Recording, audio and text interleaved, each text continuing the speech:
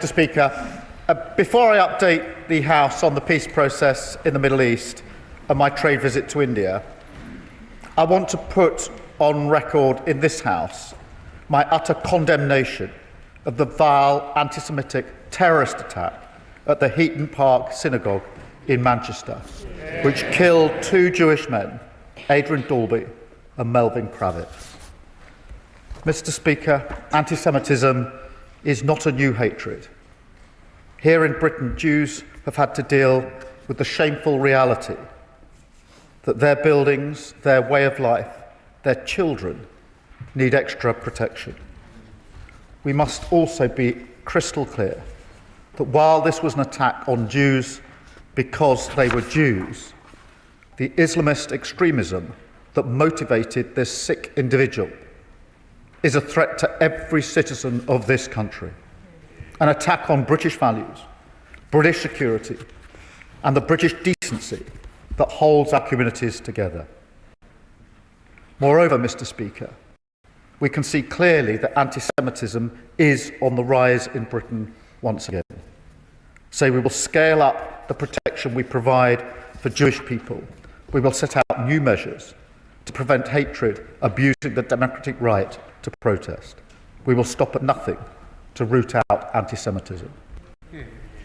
And Mr. Speaker, the same applies to the arson attack on the Peacehaven Mosque. An attack on British Muslims is also an attack on us all. So we condemn this despicable crime and the poison of anti-Muslim hatred. We will fight against hate in all its forms. Mr. Speaker, let me now turn to the Middle East, and words I have longed to say in this House for a very long time. The surviving hostages are free. Yeah. The bombardment of Gaza has stopped. Yeah. And desperately needed aid is starting to enter as a result of the peace plan led by President Trump. We have the chance, and it is a chance, to bring a terrible chapter in history finally to a close. Mr. Speaker, it's a moment of profound relief for this House, for this nation, indeed for the whole world. But it is tempered, of course, by the knowledge that for the hostages and their families, for the loved ones of those killed on October the 7th, and for the innocent civilians in Gaza, the dead, the bereaved, the starving, this has been 2 years of living hell. I think of Avinatan Orr, who has family ties to the United Kingdom, returned at last to his family and to his girlfriend, Noah. Avinatan and Noah were taken from that music festival 2 years ago. The footage of their abduction, filmed by Hamas, evil, committed to camera. I've met Avinatan's family and heard for myself the agony that they suffered for 2 long years, waiting for him to come home. His frail condition, shocking evidence of the appalling treatment he must have endured. Mr. Speaker, we await the release of deceased hostages. Those families need the chance to grieve, and so we demand that they return to their families immediately. Mr. Speaker, my thoughts are also with the people of Gaza, almost all of whom will have lost family members, husbands, wives, brothers, sisters, and of course, worst of all, sons and daughters. Over 20,000 children killed. I think of people like Yara Yagi, who I met a year ago, 17 years old. She was studying at college in Hertfordshire. She had lost 44 members of her family. 44. A pain that cannot be erased, even as we welcome the peace today. But, Mr. Speaker, mercifully, the killing and destruction has now stopped, and aid is beginning to enter Gaza. But, to be clear, we urgently need to see more aid and faster. All restrictions must now be lifted. The need for food, sanitation, healthcare and shelter are still acute. While the signing yesterday was historic, what matters now is implementation and getting help in as quickly as possible. The UK is providing £20 million in additional humanitarian support to get water, sanitation and hygiene products to tens of thousands of civilians across Gaza. That is in addition to the support that we're already providing. Our 2 field hospitals in Gaza have already seen 600,000 patients. And earlier this month, Mr. Speaker, we evacuated the 3rd group of sick and injured Palestinian children to the United Kingdom, and they are now being treated by the NHS. And we will work with the UN and our partners to go further and faster to provide the aid that is so desperately needed. And, Mr. Speaker, let no one be any doubt that none of this would have been possible without President Trump. This is his peace deal, delivered, of course, with President Sisi of Egypt, the Emir of Qatar, and President Erdogan of Turkey. Alongside our partners, we have also offered the UK's full support to these efforts.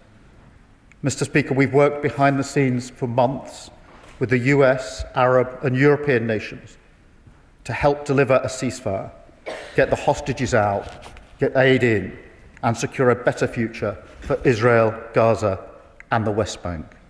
I am proud of our contribution. And Mr. Speaker, we are in a position to play this role precisely because of the approach this government takes. And Mr. Speaker, that does include our decision to recognise the State of Palestine, because this move, taken alongside our allies, France, Canada, Australia and others, helped lead to the historic New York Declaration, where for the first time the entire Arab League condemned the atrocities of October the 7th, urged Hamas to disarm and, crucially, demanded that they end their rule in Gaza. But, Mr. Speaker, let me be very clear.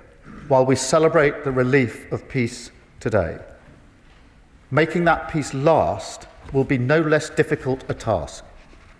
Along with our allies, our absolute focus in the days and weeks ahead is the relentless implementation of this peace plan. That is no small challenge.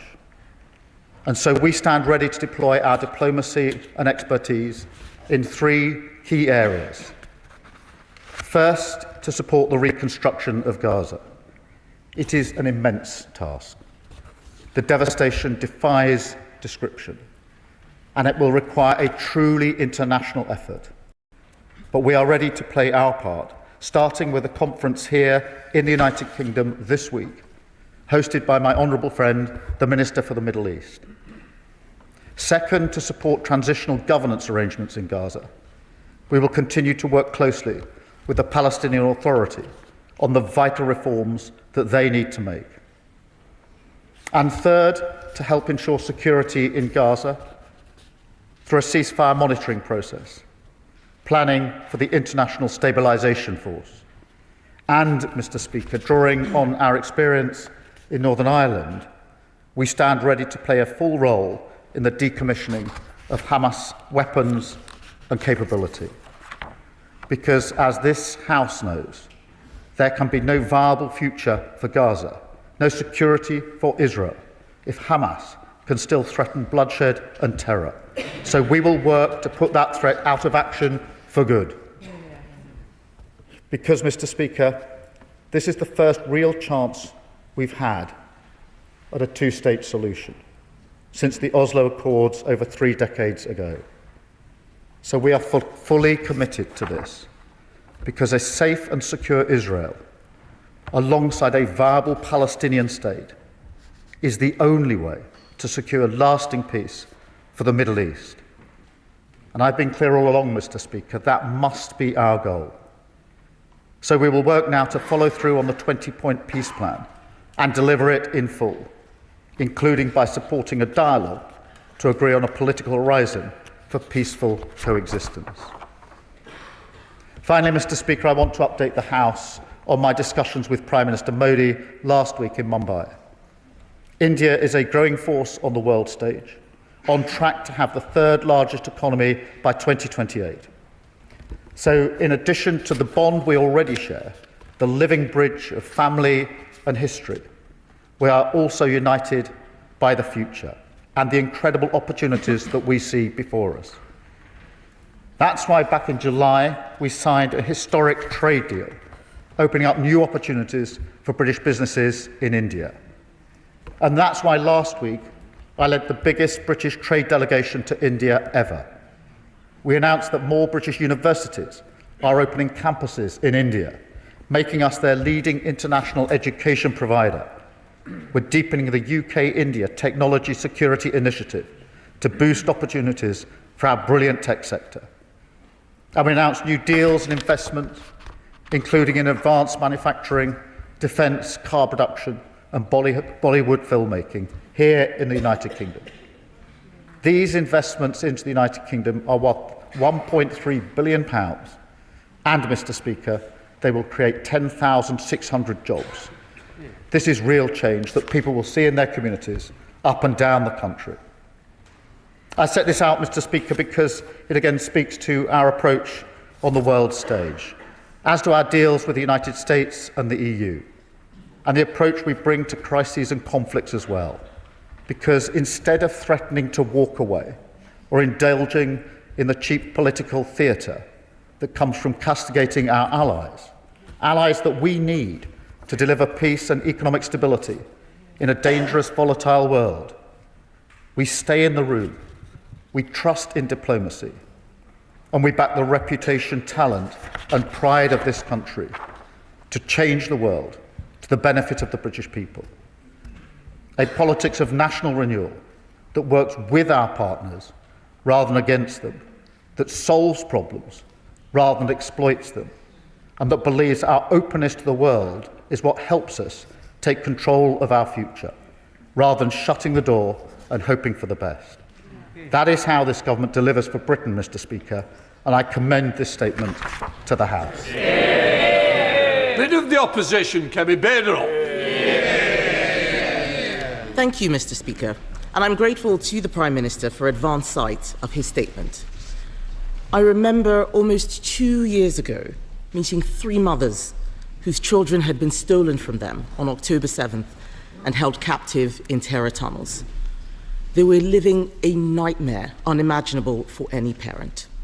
Many of us on these benches have met hostages, their families, heard their stories, and supported them. Yesterday, it was truly momentous to finally see the return of the 20 living hostages who are now back home in Israel after over 730 days in terrorist captivity.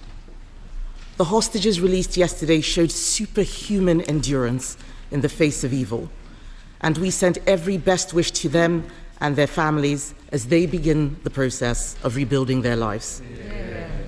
We also mourn those hostages killed by Hamas and continue to call for all their bodies to be returned to their families. Mr. Speaker, we must never forget what happened on the 7th of October 2023.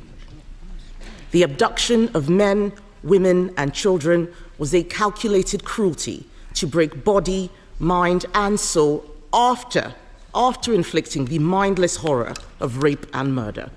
There is no cause, no grievance that can ever justify what happened that day. I, for one, will never forget. And the response from some in the West, the equivocation, the indulgence in whataboutery, and the drawing of false equivalence shows how far moral clarity has eroded. And we have got a job to do here at home, Mr. Speaker, to fix this. So on these benches, we stand alongside Israel in our shared fight against Islamist terror.